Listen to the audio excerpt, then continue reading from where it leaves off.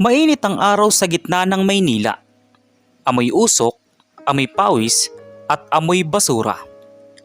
Iyon ang mundo ni Rico.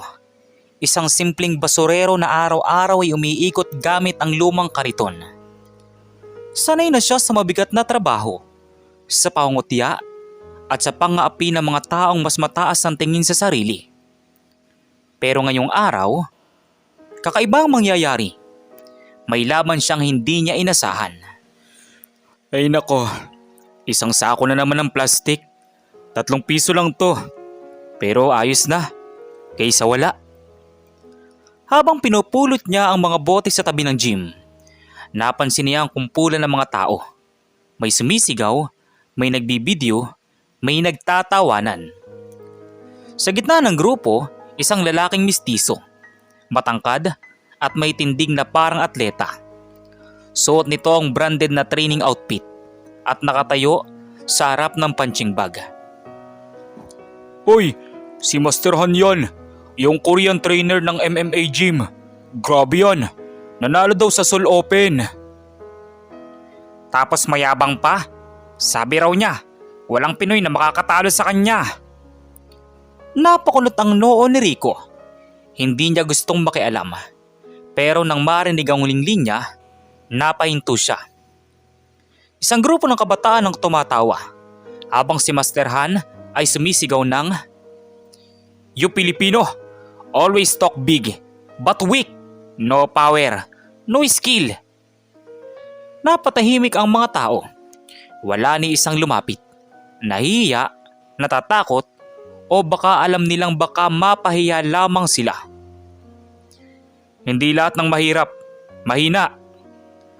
Lumingon si Master Han. Tumaas ang kilay, sabay tawa. You, trash man. You won't fight me? You, no match. Hindi ko kailangan ng mamahaling gloves para lumaban. Pero kung gusto mong subukan, ispar tayo. Lahat ng tao ay napao. Parang biglang nagkaroon ng sigla ang paligid. Ang mayabang na Korean ay tumawa, sabay bitaw na maingay na suntok sa hangin. Okay. 10 seconds. I finish you.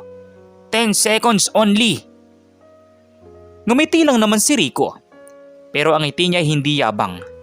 Tiwala, sa ilalim ng maruming t-shirt at basang pawis, may nakatagong katawan na sanay sa hirap, sa pagod at sa disiplina. Hindi lang basta basurero si Rico. Dating amateur boxer siya. Tumigil lang dahil sa kahirapan at responsibilidad sa pamilya. Pare, wag mo na ituloy. Mapapaya ka lang. Hindi ako lumalaban para magyabang. Laban to para ipakita na may tapang pa rin ng mga Pinoy. Kahit basurero lang, sabi ni Rico. Pumasok sila sa loob ng gym. Naglapitan ng mga tao. May nagla-live sa TikTok, may sumisigaw ng Go Pinoy. Habang si Master Han ay nag-stretching. Si Rico naman ay nakatayo lang. Tahimik, kalmado. Hoy Rico, sigurado ka ba? Kahihiyan lang to kung matatalo ka. Hindi ako natatakot mapaya coach. Mas nakakaya kung manahimik ka kahit nilalait na ang lahi mo. Maya-maya pa'y gumitna na ang referee at nagsimula ng magbilang. 3, 2, 1, fight! Mabilis si Master Han. Parang leon na umatake. Isang suntok, sunod-sunod na kombinasyon, pero si Rico walang tinamaan. Umiilag, umiikot, nakatingin lang sa mga mata ng kalaban. You just run! Fight me! Sabi ni Master Han. Sa loob ng 3 segundo, puro suntok si Master Han. Pero na magkamali siya ng hakbang, doon pumasok si Rico. Isang mabilis na left jab, sabay right hook sa panga. Tumama, malakas. At bago pa makabangon, bumagsak si Master Han sa sahig. Down! Sabi ng referee. Napatahimik ang buong gym. Walang gumalaw. Ilang segundo pa, may narinig na lang silang bulungan. 8 segundo lang yun, pero bumagsak na si Master Han. Lumapit si Rico sa nakandusay na Korean. Sabi ko sa'yo, papabagsakin kita sa loob ng 10 segundo lang. Napatahimik si Master Han. Dahan-dahan siyang tumayo, hawak ang panga at tinitigan si Rico. Hindi na siya mayabang, kundi may respeto. You strong, you no trash man, you warrior. Basurero pa rin ako, pero hindi ibig sabihin wala akong halaga. Nagpalakpakan ng mga tao. Ang mga dati tumatawa sa kanya, ngayon ay lumapit at bumati. Mula sa pagiging basurero, naging inspirasyon siya sa lahat ng nakasaksi. At sa labas ng gym, habang bitbit niya ang kariton, may ngiti sa labi ni Rico. Hindi dahil nanalo siya, kundi dahil napatunayan niya sa sarili na hindi sukatan ng damit, lahi o trabaho ang tunay na lakas ng tao.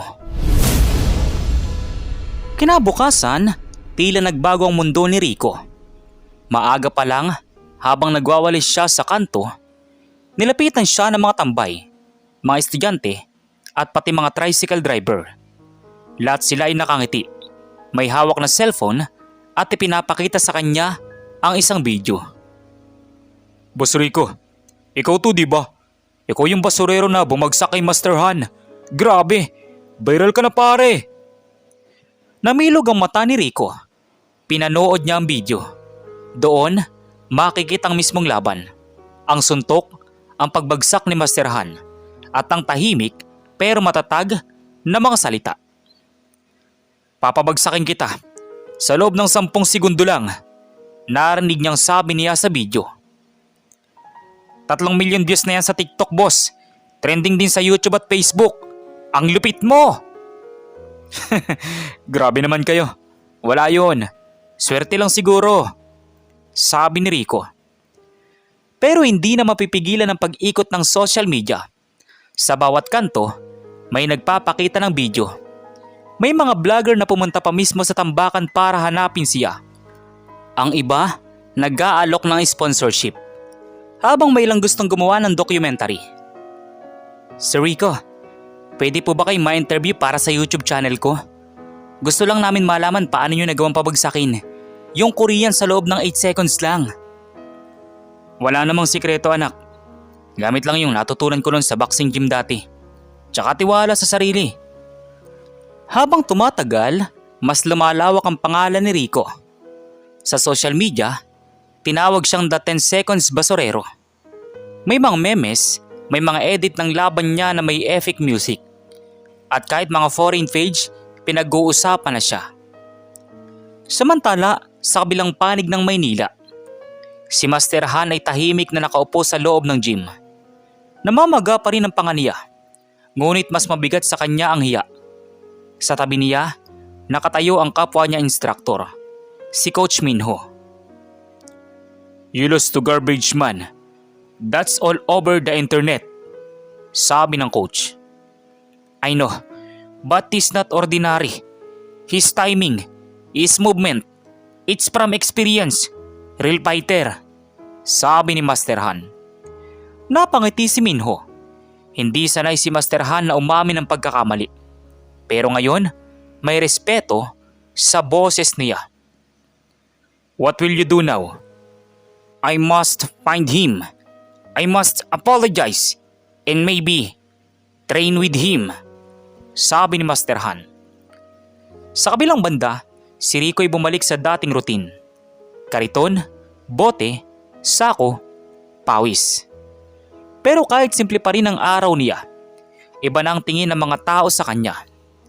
Ang dating mga bata na tumatawa kapag dumadaan siya, ngayon ay binabati na siya ng, Kuya Rico, idol kita, lakas mo! Salamat, pero mag-aral ka muna ha. Yung lakas, madali lang yan.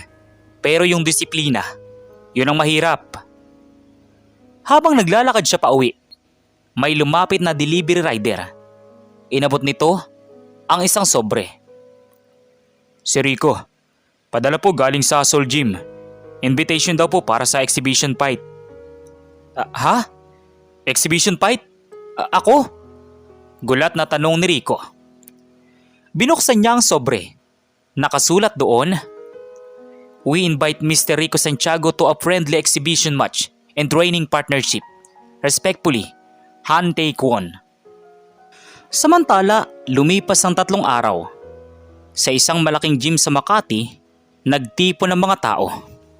May mga camera crew, sports reporter at mga vlogger. Nasa gitna ng ring si Master Han. At sa tabi ng entrance, pumasok si Rico. Suot ang lumang boxing short na may bahid pa ng pintura. "Ladies and gentlemen, the viral Pinoy trash collector versus the Korean MMA champion in a friendly exhibition." Tumulog ang kampana. Pero ngayon, walang yabang, walang galit. Si Master Han ay ngumiti at nagbigay galang. "Rico, thank you for accepting. You opened my eyes. I was arrogant." "Walang problema. Ang importante, pareho tayong natuto. Tara, ensayo tayo." Nagpalitan sila ng suntok, ng galaw, ng teknik. Hindi ito laban, kundi respeto. Sa bawat galaw, nagtuturo si Rico kung paano niya binabasa ang katawan ng kalaban. Si Master Han naman, nagtuturo ng disiplina ng MMA. Sa dulo, pareho silang umiti. "End of exhibition!" sabi ng referee. Nagpalakpakan ng mga tao. Lumapit si Master Han at itinaas ang kamay ni Rico. "You are true fighter, Rico. You are my teacher now," sabi ni Master Han. Nagulat si Rico. Hindi niya inasahan ng ganitong respeto. Pero bago pa siya makasagot, may sumigaw sa crowd. "Rico, trending ka na ulit. Hashtag Pinoy Fried, #1 sa Twitter." Napangiti si Rico, pero iba ang iniisip niya. Habang nakaupo siya sa gilid ng ring, tinitingnan niya ang kamay niyang may kalyo at ang lumang kariton sa labas ng gym. Ang galing lang, no? Isang suntok lang. Nagbago yung tingin ng mga tao. Pero sana, yung respeto, hindi lang sa panalo, kundi sa pagkatao rin. Mahinang bulong ni Rico sa kanyang sarili. Kinabukasan, bumalik siya sa trabaho. Sa kanto ng tondo, tuloy pa rin ang pagkolekta ng bote. Pero ngayon, may bagong nakapaskil sa gilid ng kariton. Rico Santiago, the 10 seconds basurero. Hindi para magyabang, kundi para ipaalala sa mga makakakita na kahit sino ka, kahit saan ka galing, kapag may puso, disiplina at paninindigan, kaya mong patunayan na hindi kailangan maging mayaman para maging matatag. Makalipas ang 2 buwan, tahimik pa rin ang umaga sa tondo. Kahol ng aso, sigaw ng mga tindera, kalansing ng bote. Ito ang musika ng araw-araw ni Rico Santiago. Pero ngayong araw, may kakaiba. Hindi na siya basta basurero. Ngayon, kilala siya bilang the 10 seconds basurero. At higit pa doon, bilang inspirasyon ng mga kabataan. Hindi ko pa rin akalaing ganitong mangyayari. Dati, basura lang hawak ko. Ngayon, parang mga pangarap ng dinadala ko. Habang abala siya, may humintong kotse sa tapat ng tambakan. Bumaba ang isang babae. Maayos ang suot, may dalang folder. "Mr. Rico Santiago?" Tanong ng babae. "Opo, ako po yun. May problema po ba?" "Hindi naman po. Galing ako sa isang foundation, Buhay Laban Foundation. Gusto po namin kayong imbitahan bilang speaker para sa youth seminar namin sa Quezon City." Natahimik si Rico. Hindi siya sanay magsalita sa harap ng tao. Pero nang marinig niya ang salitang kabataan, napangiti siya. "Kung tungkol sa inspirasyon, sige, basta makakatulong sa mga bata, handa ako." Kinabukasan, suot lang ang maayos na t-shirt at kupas na pantalon. Pumunta siya sa seminar hall. Pagbukas ng pinto, napuno ng palakpakan ng paligid. May mga estudyante, guro at ilang reporter. Sa likod ng stage, nakasabit ang banner. From trash to Triumph, the story of Rico Santiago. Mga kabataan, salubungin natin ang taong nagpapatunay na ang tapang ng Pinoy ay walang hanggan. Rico Santiago! Sabi ng host. Lumapit siya sa mikropono. Bagyang nanginginig ang kamay niya. Pero nang makita niya mga batang nakangiti, naging kalmado siya. Magandang umaga sa inyo. Alam nyo, dati, ang tanging pangarap ko lang ay makakain 3 beses sa isang araw. Basurero ako. Hindi dahil gusto ko, kundi dahil kailangan. Pero kahit ganon, hindi ko tinigilan ang pangarap ko makapag-boxing. Hanggang isang araw, dumating yung Korea na mayabang. At sa loob ng 10 segundo, nabago ang lahat. Pero hindi yung suntukan nagbago ng buhay ko. Yung paniniwala na kaya ko. Tahimik ang mga bata. Ang iba, umiiyak. Ang iba, nakangiti habang nakikinig. Hindi mo kailangan ng pera para maging matatag. Ang kailangan mo lang, disiplina, respeto, at paninindigan. Kahit basurero ka, may karangalan ka pa rin. Matapos ang talumpati, naglapitan ng mga estudyante. May mga gustong mag-selfie. May mga gustong magpasalamat. Kuya Rico, gusto ko ring maging boxer balang araw. Kayang-kaya mo yan. Pero tandaan, mas mahalagang mabuting puso kaysa malakas na kamao. Kuya Rico, salamat. Akala ko kasi wala nang saysay yung mga gaya naming mahirap. Lahat ng tao may saysay. Huwag mong hayaang sabihin ng iba kung sino ka. Pagkatapos ng seminar, may lumapit sa kanya. Isang lalaking nakasuit. May bitbit itong business card. Mr. Santiago, ako po si Martin Lopez, HR Director ng Titan Sport Company. Gusto po namin kayong kunin bilang motivational coach sa aming sports program. Coach? Ako? Opo. Kailangan namin ng taong totoo. Hindi lang magaling, kundi may puso. Ang mga kabataan namin kailangan ng inspirasyon. At ikaw yon. Sa unang pagkakataon, may opisyal na trabaho si Rico na hindi nauugnay sa basura. Mula noon, tuwing weekend, nagtuturo siya sa mga baguhang atleta. Boxing basics, disiplina, at respeto. Bago kayo sumuntok, matuto muna kayong tumanggap ng pagkatalo. Ang tunay na kampyon, marunong yumuko bago manalo. Dumating din muli si Master Han, galing pa ng Korea. Dala-dala nito ang mga guro ng kanilang gym at sabay silang nag-train kasama si Rico. Rico, I told my students your story. Now they know, power is not in hand, but in heart. Salamat Han. Ang tunay na lakas, di galing sa muscles, galing yan sa pinagdaanan mo.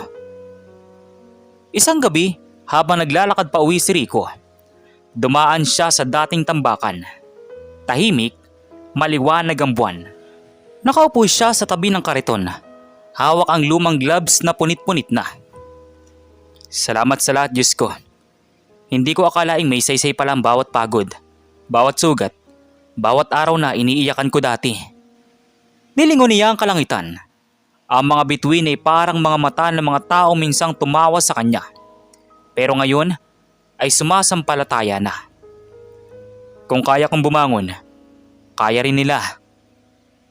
At mula sa di kalayuan, isang batang lalaki ang sumigaw. Kuya Rico, tinanggap ako sa boxing club. Gamit ko yung advice mo. Ayos yan. Pero wag mong kalimutan, mag-aral ka rin ha. Tumakbo ang bata, puno ng pag-asa.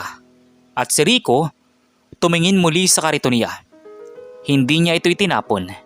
Nilinis niya ito. Nilagyan ng pintura at isinulat sa gilid ang kariton ng pag-asa. Doon niya inilagay ang mga lumang gloves, lumang sapatos at ilang note na iniwan ng mga estudyante. Hindi para alalahanin ang kahirapan, kundi para ipaalala kung saan siya nanggaling. Dito nagsimula ang lahat. Dito rin ako babalik para tumulong. Habang papalayo siya, naririnig ang mga tunog ng lungsod. Tila musika ng bagong pag-asa. Mula sa basurero, naging bayani. Mula sa tambakan, naging simbolo ng respeto. Sa bawat suntok ng buhay, may pagkakataon tayong lahat na tumayo. At minsan, ang pinakamalakas na laban ay yung laban sa sarili. Lumipas ang 6 na buwan mula na maging motivational coach si Rico Santiago. Sa bawat seminar, sa bawat gym na pinupuntahan niya, mas dumadami ang kabataang muling naniniwala sa sarili. Ngunit isang araw, isang sulat ang dumating. Nakalagay sa makapal na sobre na may tatak ng watawat ng Korea at Pilipinas. We are inviting you, Mr. Rico Santiago, to represent the Philippines in the Asia Respect Championship, a friendly international sparring tournament promoting unity through sports. Napatigil si Rico sa kanyang nabasa. Hindi siya makapaniwala. Mula sa tambakan, ngayon ay magiging kinatawan ng bansa. Mabilis siyang lumapit sa coach niya. Dala ang liham. Coach, totoo ba to? Gusto nilang ilaban ako sa international tournament? Totoo yan, Rico. Pero hindi na ito tungkol sa titulo. Tungkol to sa mensahe mo. Respeto, disiplina, at puso ng Pinoy. Ilang linggong lumipas. Lumipad si Rico papuntang South Korea. Kasama niyang ilang batang atleta na tinuturuan niya noon. Habang nasa eroplano, tahimik lang siya.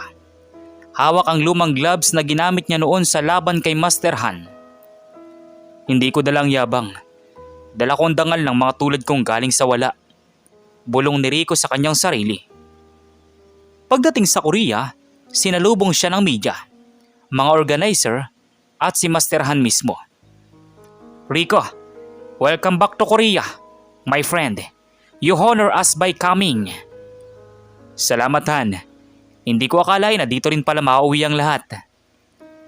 Pinatuloy siya ni Han sa gym kung saan dati siya tinutokso bilang garbage man. Ngayon, nakasabit na roon ang malaking larawan nila. Nakikipagkamay sa gitna ng ring. May titulong, Respect, Defeats, Pride.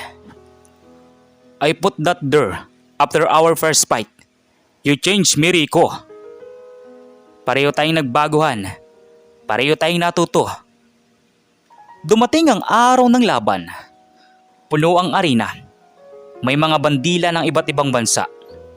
Japan, Thailand, Malaysia, Korea, at Pilipinas.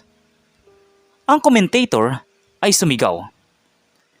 Representing the Philippines, Rico Santiago, the 10 seconds fighter. Tumindig si Rico. Hindi siya naka-branded gear. Hindi rin mamahaling sapatos. Suot lang niya ang lumang shorts na may patch na tondo. Habang pumapasok siya sa ring, sumigaw ang mga Pilipinong OFW sa audience.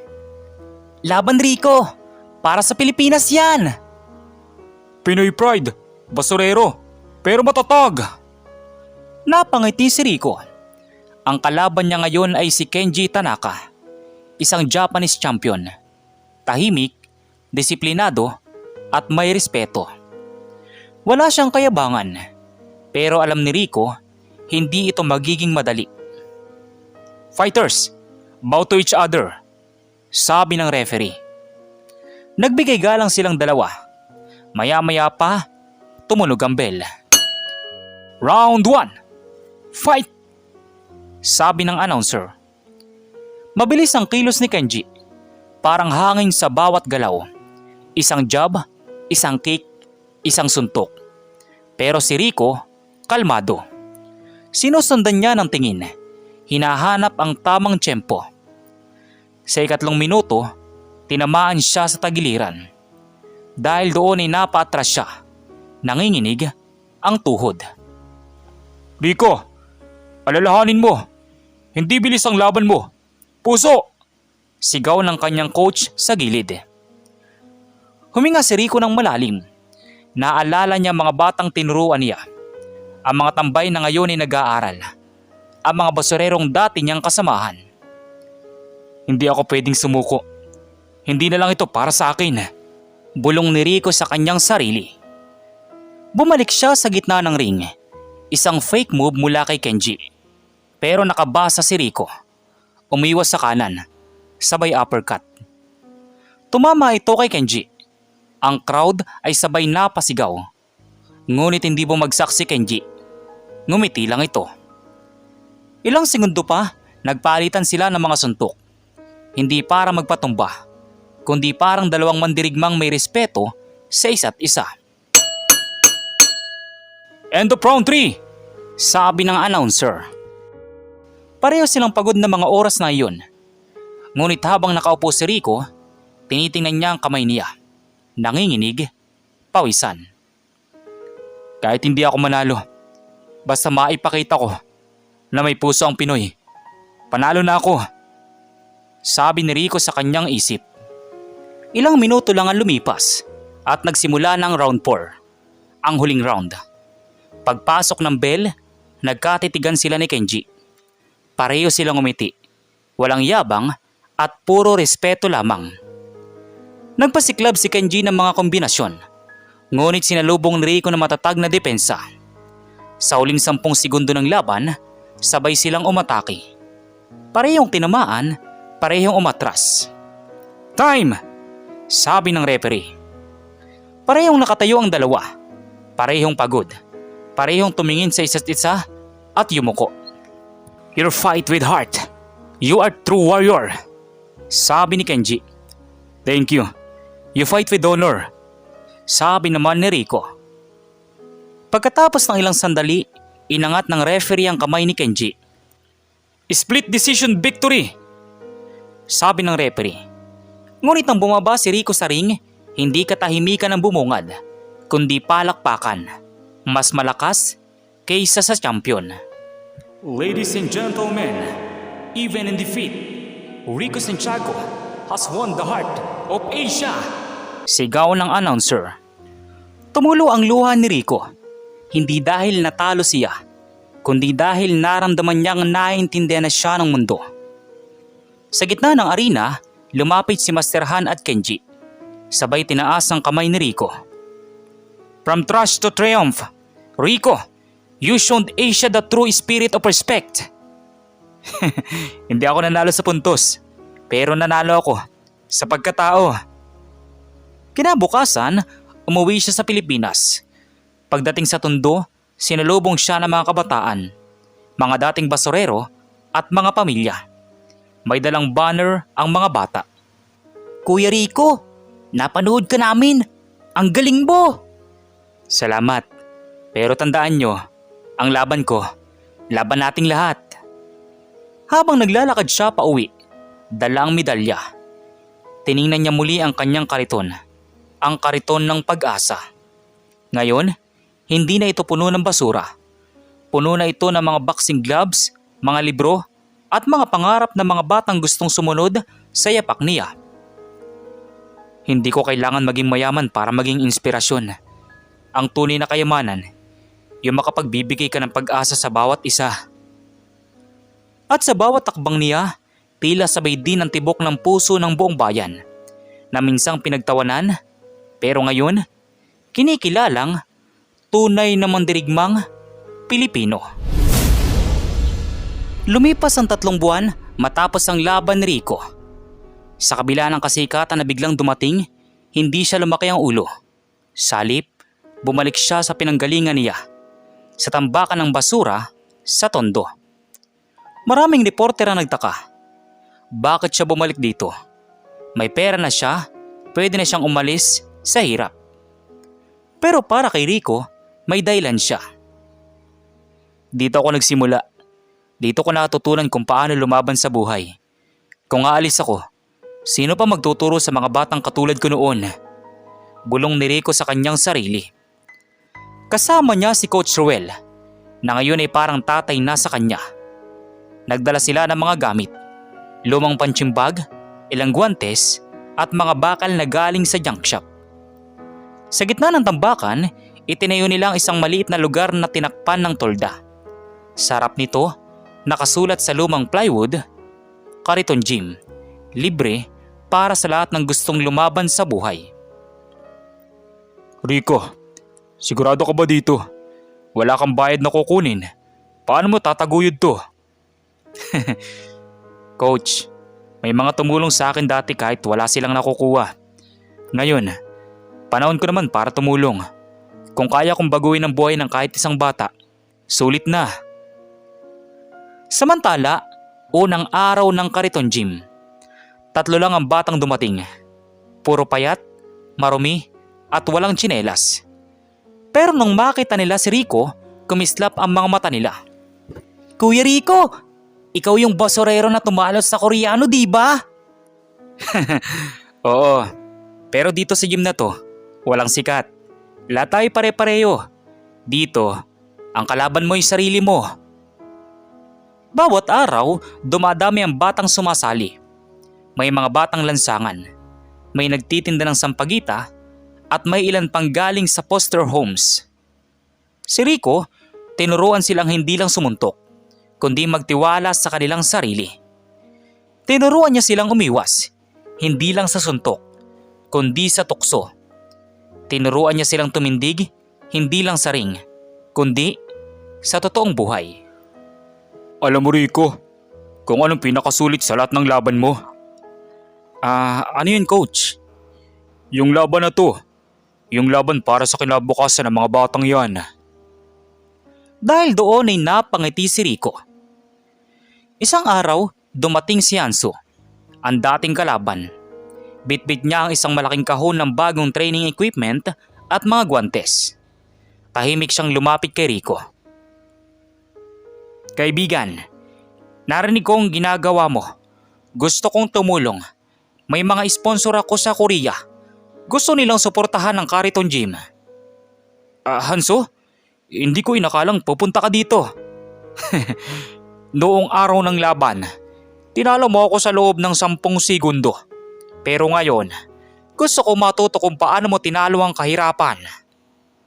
At mula noon, hindi lang Pilipino nagtuturo sa Kariton Gym. Pati na din mga dayuhang atleta. Naging simbolo ng pagkakaisa ang lugar. Naging kanlungan ng pag-asa sa mga batang walang tahanan. Lahat ng dumadaan ay napapahinto. Mula sa dating basurero, ngayon ay inspirasyon na ng bayan si Rico. Isang araw, may pumuntang reporter kay Rico at in-interview siya.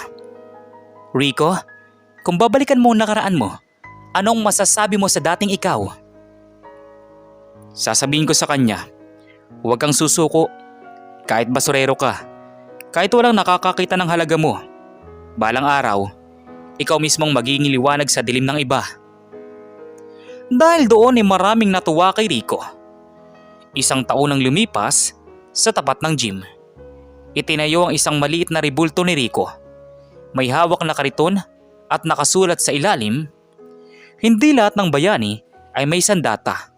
Yung iba, may kariton lang. Kuya Rico, balang araw, gusto ko ring maging katulad mo. Sabi ng bata habang tinitingnan ang rebulto niya. Huwag kang maging katulad ko. Maging mas magaling ka pa.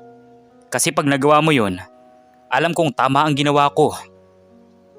Habang lumulubog ang araw, tumayo si Rico sa harap ng gym.